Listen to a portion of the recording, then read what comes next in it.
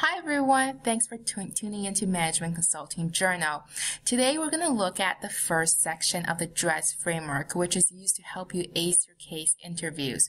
We're going to look at how to define the problem. And some of you might be wondering, well, my interviewer already gave me the problem at the start of the case.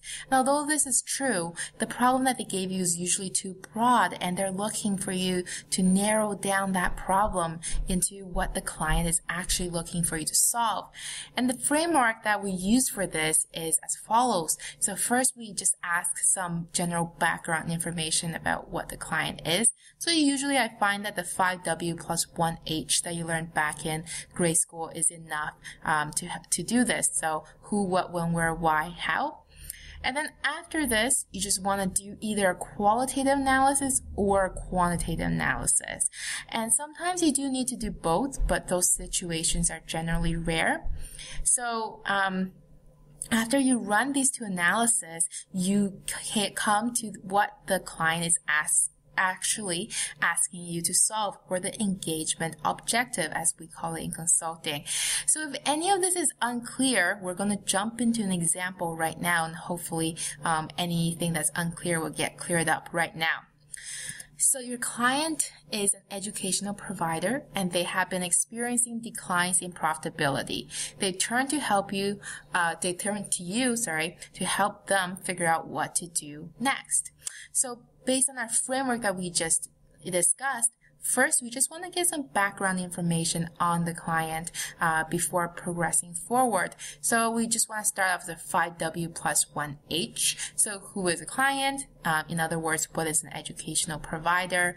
What is a client's objective? This is very, very important because a client is helping you, is turning to you for help on declines in profitability. But you need to know at what level are they satisfied? Do they just want to break even? Are they trying to achieve a certain level of profitability? This is very important because you need to know when do you stop work with the client.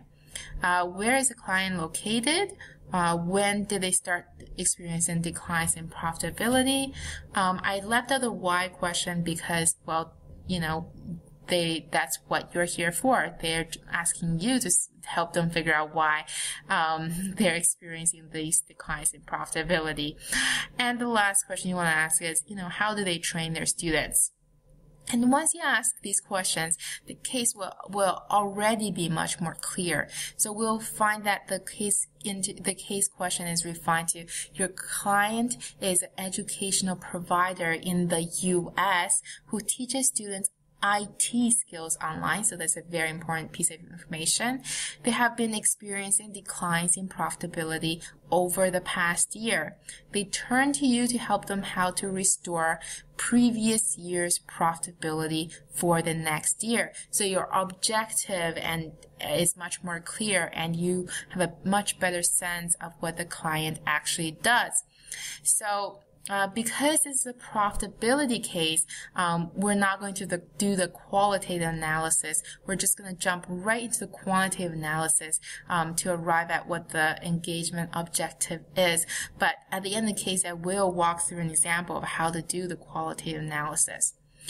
So in terms of quantitative analysis, we just want to do a profitability framework. For a quick recap, the profitability framework looks like this. You just have the profit at the top, and the profit is equal to revenue minus cost. Revenue is equal to price times quantity, and while cost is equal to fixed cost plus variable cost.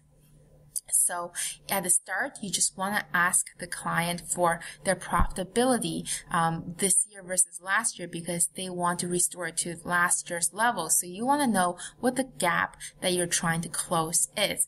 And once you ask for this information, you'll find that last year's profit was $120,000 while this year's is $100,000. So you know that you just want to increase profits by $20,000. So you already narrowed your question down one more granular level. So but now you just want to segment profit into its components, revenue and cost. So you want to ask for revenue last year versus this year, and the same for cost.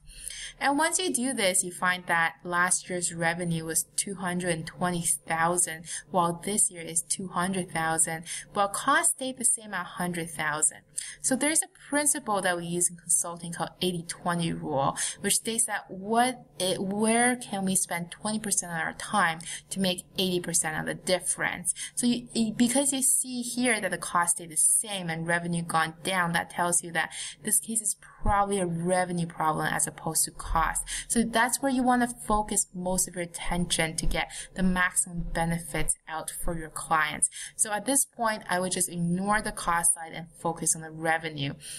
And when we break down revenue into its components, price times quantity, and look at the data last year versus this year, we find that the price stayed the same at $128 per IT course, and the volume has gone down from 1,000 students down to 833 students. So when we narrow down the problem, we really realize that the problem that we're trying to solve is why has volume declined from 1,000 students down to 833 students. So this is much more precise and clear than what the case problem at the beginning of this exercise was, which is why has the client experienced declines in profitability? Before we move on, I just want to point out another very important note. See how the case question changed from the beginning to when we run the basic profitability structure on it.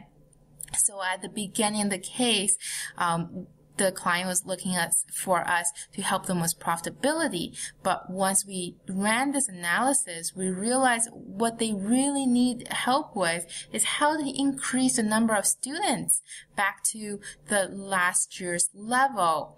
So this is why defining the problem is very important, because at the beginning, the problem you're given at the beginning is usually too vague. Either it doesn't have enough background information, or it's not narrowed down to the right branch that you're trying to analyze.